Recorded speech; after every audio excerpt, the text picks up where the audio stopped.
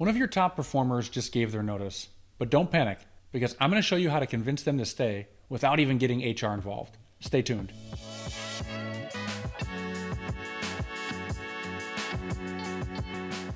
Hey everyone, and welcome to my channel. If you're new here, I'm Doug Howard, and I help engineering leaders increase your impact at every level of your organization by showing you how to leverage people skills and influence as your biggest asset for advancing your team and your career. Today, I'm going to tell you how I convinced a top performing engineer to turn down another offer that would have been a $20,000 salary increase for him. And then I'm going to explain a 6-step framework that I used so that you know how to convince direct reports to stay after they've given you their 2 weeks notice too. But first, I want to explain why it's always worth giving it your best shot to convince a top performing engineer to stay. First, all of their expertise and tribal knowledge leaves with them when they quit. You can't put a price on experience in engineering, especially if you work in a niche industry. Yes, you have processes and systems, and yes, you can go out there and find another engineer, but how long is it going to take for them to get up to speed? And will they actually be able to get up to speed fast enough and ever deliver and match the quality of work that this expert was doing? Hiring and onboarding sucks, and it's the last thing you want to do. That was my least favorite part of the job, was interviewing and working with HR and negotiating salaries and all this stuff. It's a big time suck that prevents you from doing what you do best, and it prevents you from helping your team be productive. Besides, if you're an engineering leader, your time is already spread thin. Hiring and onboarding and training, this eats up your bandwidth and your team's bandwidth, and you just simply don't have time for that. Third, when a top senior engineer leaves, it really kills the morale on your team. If this person was popular and highly regarded and well respected, people are going to be sad that they're leaving. And people are going to start to wonder, why did that person leave all of a sudden? While you're in the interim period of trying to pick up the slack from this person suddenly leaving, it might lead to more fallout and more resignations because other people are going to just not want to deal with the stress of losing this top performer. I know because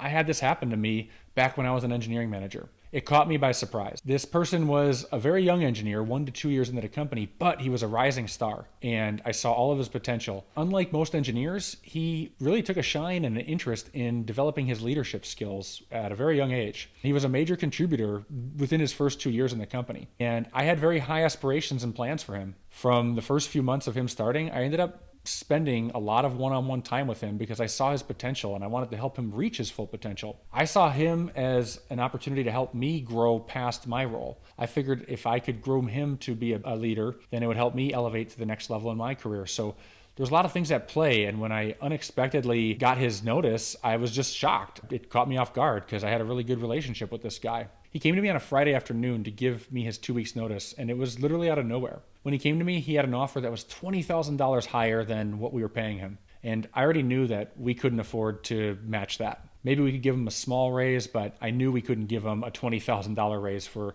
the position and title that he was in and his experience. Instead of even going down that path, I showed him genuine enthusiasm towards his offer. I showed him that I was happy for him. I didn't get into how it was impacting me or anything like that. I didn't show my sadness or anything like that. I just told him, congratulations right away. This is awesome. The other thing I told him was that I'm happy for him and that it's been a privilege to work with him and watch him grow. I kept it very focused on him right away from the get-go. I didn't dwell or anything. I didn't make it negative. I didn't ask him why or anything like that. I just told him how much that he meant to me and how much I enjoyed working with him. Then I got into, I'll be sad to see you go, but I completely understand. I understand the situation and there's no hard feelings on my part.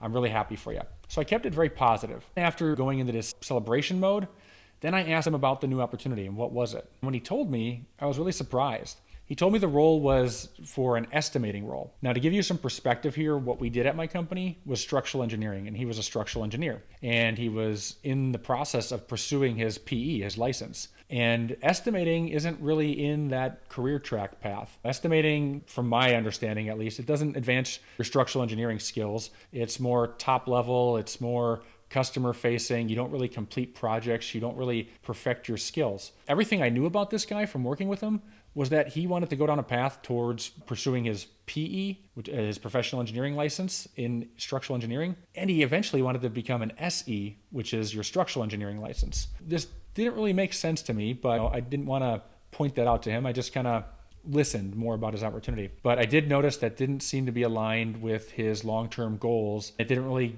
align with his interest in leadership and wanting to be a manager in the future either. So from there, after I asked him a little bit about the job and what he'd be doing in his new role, then I talked him through some considerations. I didn't say anything like, you should stay, or here's why you should stay here, or here's why that other opportunity isn't right. I just asked him, hey, I'm surprised that you're leaving. I'm just curious, what has you most excited about this opportunity? And he told me, honestly, it's the money. He said, quite frankly, it's a lot of money and I couldn't turn that down. And I said, okay, I can't argue with that. But I want to ask you this. Is money what's most important to you at this point in your career? He was silent for a minute. He stared at me. What do you mean? I said, well, flash forward to the future 10 years. You have 10 years of working experience. Maybe you're married and you have kids. Money and security and stability, those will probably be very important to you then. But at this point in your life, shortly out of college, is money what's most important? He was confused, so I guided him a little further. And I said, as a young engineer, when I was at your point in my career, I thought growth and advancement opportunities and working for a boss who understood me, those were the things that were most important to me. Getting opportunities to advance my skills and getting opportunities to have autonomy in my role and grow in my role and getting opportunities to be supported for getting my PE license and whatnot. Those would have been more important to me earlier in my career. But everyone's different and we all have different considerations. So I'm not implying that I know what's best for you or anything like that. As the conversation continued, I had this casual tone of, have you considered these things? I didn't tell him it in an aggressive way, and I kept it more of a casual tone. I wasn't acting as his boss anymore. I was just having a friendly, candid conversation with him about this new opportunity and asking him if he'd considered these things. I ended it by saying, I don't know what's best for you. Only you do, so I'm not going to tell you what to do. But I did tell him this. I said, as a friend, I would encourage you to do one thing. Just give some thought to the things I just brought up to you and sleep on it. And when you wake up the next day, if you still feel like this is the right job for you, great, go for it. I don't want to get in your way and discourage you from a great and exciting opportunity. But if you do still feel like this is a better opportunity for you to work here versus the other job, then tell you what, I won't bring this up to HR. And this can be our secret, and we can tear up that letter and nobody has to know about it. So that's where we left it. We agreed to act like his resignation notice didn't happen, and then he was going to let me know on Monday how he wanted to proceed. Here's what happened. First thing Monday morning, like 8 a.m. sharp, he came into my office with the letter and he ripped up the 2 weeks notice letter and threw it in my trash in my office. And he shook my hand and he said, I want to be here and I want to work for you, and that's worth more than $20,000 a year to me. Can you imagine a direct report saying something like that to you? Now, I went through that story pretty quick, so now I want to back down and break it down and unpack what I did. I'm going to give you a 6-step framework that I was following in this conversation with him. So when an employee comes to you and gives their notice and you want to make it work, step 1 is break the tension by celebrating the offer with them. They're probably going to be really nervous about this meeting with you when they give you their notice, but you need to calm them down if you want to have any chance at convincing them to stay. For them, this offer they have is a positive. In my example, he was getting a $20,000 salary increase, so this is a win for him. This is positive. If you come at it from an angle being against that, you have no chance at influencing them. So you want to keep this conversation positive. You want to share the enthusiasm in this opportunity for them. And honestly, if you're a good leader, then you should truly care about everyone on your team, and you won't take this personally. Instead, you actually will be happy for them. Step 2 is show that you appreciate what they did while they were working for you. Give specific things that you noticed and appreciated about this employee's work. Give specific examples of how you've seen them grow or how they were a huge factor in a specific project's success. Be as specific as possible, but explain exactly what you appreciate about this person and why you appreciate it about them. When you're doing this, you're reminding them that you're the type of manager who values this person. Unfortunately, in today's world, that's not a given. There's a lot of bad managers out there, and like they say, people will stay at a job for a good manager, so you need to make that front of mind right now. When they made this decision to leave and to accept this other offer with another company, they were making that decision based on just logic alone. Okay, $20,000 increase. Yeah, I'd be an idiot to turn down that money. But now you're bringing an emotional element into the situation by showing that there are other considerations, liking the person you work for and having your work being valued and appreciated. Other things you can do to tap into this emotion is explaining how hard it will be to replace them and how much you'll miss them and that you'd hate to see them go. If all this is true that I just said, share the future vision you have for them. You could say something like, oh man, this is too bad because I was really hoping to get you in this type of role over the next year. To be clear, I'm not proposing that you lie, manipulate, or play games. If you really had high aspirations for this person, tell them about it. Now would be a great time to tell them about it. Step 3 is ask them questions about the opportunity they have. Take off your manager hat for a minute and put on your mentor hat. Stop thinking about what's best for the company and consider what's best for that person. Don't look at them like an employee. Look at them as a colleague, as a mentee, someone that you care about, and you care about what's best for them.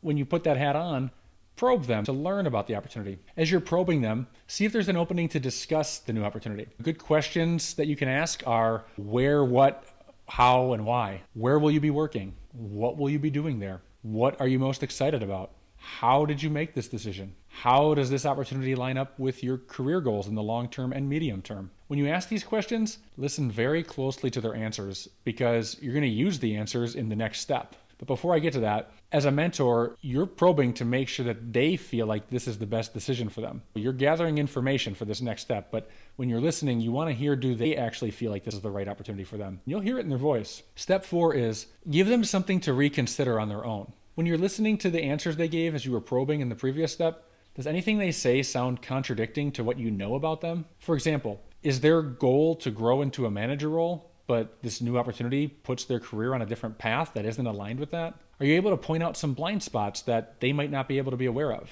Position this as an innocent question. You could say something like this. Hey, I'm really happy for you. This sounds like a great opportunity, but I'm a little confused. I really didn't realize that you were interested in XYZ. Or I thought you wanted more XYZ instead. Do you have the opportunity to do those things at your new company? Give them some perspective to reconsider. Open them to the idea that this might not be the best decision for them. But again, I can't stress this enough. Be genuine. Don't manipulate. If you honestly feel like this new opportunity is a good opportunity for them, don't ruin that. Don't play games. But if you do feel like staying at your company is the best opportunity for them, or if you feel like they haven't considered things that they should, then go down this path. Step 5 is ask them to sleep on it. Don't pressure them to give you an answer on the spot. As an engineer, they're going to need a little time to process and reflect on the new perspective you've given them. Give them the space, then sit back and wait. Ask them to sleep on it as a favor to you. Here's what I'd recommend saying. Hey, I know you've given me your notice, but let's keep this between us for 24 hours. As a friend, I want to give you the chance to think about this decision so that we can discuss it first thing in the morning before we get HR involved. Does that sound good? Step 6 is accept whatever decision they make. Obviously, we're hoping that they make the decision to stay, but if they decide to take the other opportunity, you need to be okay with that.